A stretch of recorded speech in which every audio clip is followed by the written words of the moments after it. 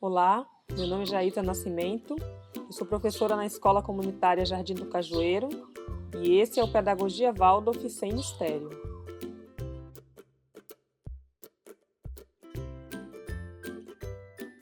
Como a gente não olha só o intelecto da criança, né? A gente olha o corpo físico dela, a gente olha a alma dela, a gente olha o intelecto dela, a gente olha a criança como um todo. Não adianta eu pensar assim só, eu preciso ensinar fração para a criança. Então eu vou chegar lá, primeiro minuto senta, abre o caderno, vou para a lousa. Eu vou ter duas crianças talvez que vão lá prestar atenção, o resto da aula ainda tá a criança deitada, não se interessou pela fração, achou que aquilo é muito abstrato. Então, isso, na verdade, desde o jardim de infância e para quem estuda isso, desde quando a criança nasce dentro da casa, a gente entende que a criança, né, a gente também, adultos, que a gente precisa de período de expansão e período de interiorização. Então a aula ela começa sempre com ritmo, que é justamente essa harmonização do sentir. Esse ritmo, ele já está trabalhando o conteúdo de um modo dinâmico e ele harmoniza também a turma, né? Então, imaginando que cada criança chega num estado, né? Então, tem criança que chega sonolenta, tem criança que já acordou desde as 5 da manhã e já está super pronta para o aprendizado, tem criança que chega eufórica, né? Tem criança que está passando por um problema em casa. Enfim, cada criança chega de um modo e é preciso, então, equalizar a turma, né? Harmonizar a turma. E isso vai se dar, então, pelo ritmo nessa esfera do sentir. Então a gente começa o dia concentrando, trazendo essa concentração para um ritmo matinal que a gente faz, e cada turma faz de um jeito, né? Mas geralmente a gente começa fazendo um verso da manhã para começar o dia, com música, depois um ritmo, que pode ser um ritmo corporal, um ritmo com bastão, um ritmo com corda. A gente tem também exercícios de fala, oratória, a gente fala versos, poesias, a gente toca flauta. O ritmo tem uma expansão de acordar o corpo todo para a aula, mas já pensando em atividades que são para a aula. Então, por exemplo, na matemática, eles vão pular corda, cantando e pegando ritmo, que matemática não deixa de ser um ritmo, né? Uma sequência de números, né? Tabuada, sequência de múltiplos. Mas aí também posso trabalhar outras coisas. Isso que eu estava falando de grupos que estão muito para fora, que eu preciso trabalhar um pouco mais o limite. Então, atividades de palma, onde eu tenho que parar e depois continuar. Então, todo mundo tem que estar alinhado, se ouvir, né? Isso, eu não estou falando, crianças, vocês precisam se ouvir, crianças, vocês precisam parar. Eu faço e todo mundo se esforça a fazer igual. Eu já consigo, com essa atividade, o objetivo de trazer todo mundo para aquele mesmo lugar. A importância dos ritmos todos são, inclusive, isso é bom a gente saber sempre que são propostas muito particulares de várias professoras e professores, né?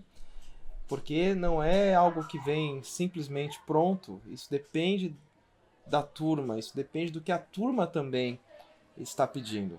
Então existe uma coisa orgânica muito essencial nesse ritmo, né, para trabalhar exatamente esses anseios, né, e criar a forma, porque esse começo, meio e fim é o que vai dar segurança para que as crianças recebam aquele conteúdo. Então o ritmo é uma forma de dizer chegamos juntos.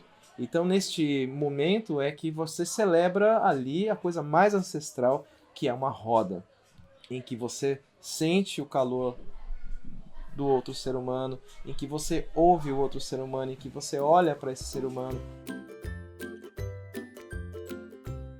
E aí o professor, ao invés de falar isso para a cabeça da criança, para o intelecto da criança, então criança, já falei, quando eu estou falando todo mundo fica quieto, já falei, a hora do lanche tem que esperar.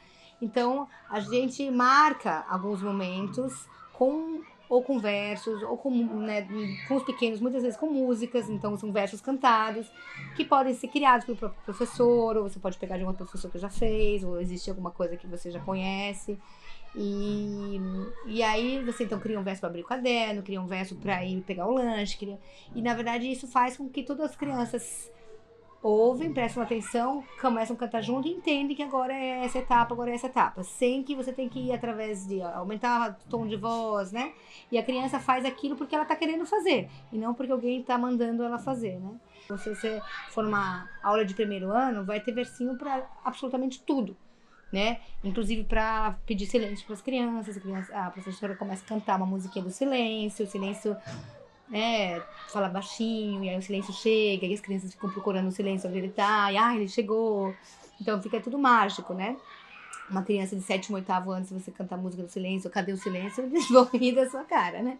Então não tem mais esses versinhos, que são esses que vão criando esses hábitos. Então eles vão desaparecendo aos poucos.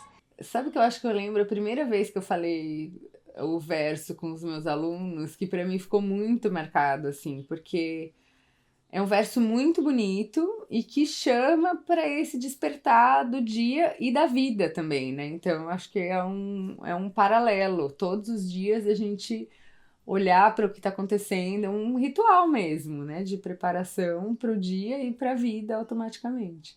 Então, eu acho que é um momento fundamental para a gente se integrar enquanto grupo na sala, enquanto escola e enquanto comunidade Waldorf, porque esses versos eles são falados em todas as escolas do mundo, né, com as suas traduções, mas são ditos diariamente em todas as escolas. Então, eu acho que formam uma unidade mesmo, né, de busca de objetivo. E aí eu sinto, assim, um sentimento meu muito forte de crianças que estudam escola Waldorf, que eles têm essa qualidade de tantos anos fazendo isso, que quando eles chegam em outros lugares, que eles têm essa qualidade de esperar, de saber o que é o momento certo, de assistir uma peça e entender o que é essa veneração de uma apresentação, de eu ver, que eu acho que é esse hábito criado na escola, né? Depois da parte rítmica, então, a gente vai para a parte do pensar. E aí, a parte técnica do conteúdo, ela vai ser desenvolvida, geralmente, a partir de uma retrospectiva, né? Uma lembrança do que aconteceu no dia anterior. E a partir daí, então, a aula principal vai ser dada, o conteúdo do dia, né? O novo conteúdo do dia, com base nesse parâmetro que o professor estabelece ali. E logo em seguida a gente vai para o passo do querer, da vontade, que então isso vai ser sistematizado de algum modo no caderno, né? Então é o momento que eles concretizam ali, realizam aquele conteúdo, veem o produto que mostra aquele conteúdo que foi internalizado. A aula principal, que é o momento de maior concentração, geralmente 1h30 a gente fica nessa aula principal. E são as aulas que a gente tá vendo ali na época, que a gente está trabalhando na época, e que a gente vê por um mês, por um período todo, né? Então, todos os dias falando desse assunto naquele momento. Tem um intervalo e depois a gente vai para as aulas de matéria. E aí, novamente, para fechar a aula, geralmente é contada uma história que vai trabalhar novamente, então, o campo dos sentimentos, das emoções.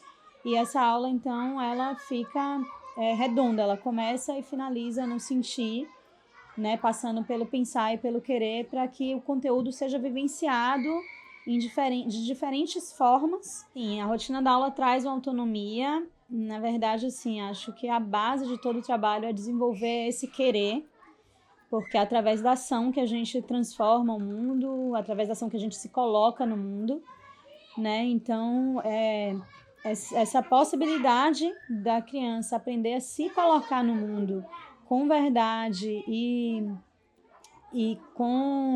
à vontade, né? Para fazer o que ela acredita com confiança. Acho que a palavra seria confiança, né? Se colocar com confiança. Isso é o que vai dar autonomia, não só agora, porque tem autonomia das fases de desenvolvimento, mas autonomia no futuro, para que seja realmente um ser humano autônomo e livre, né? Que possa fazer escolhas com consciência e viver com liberdade.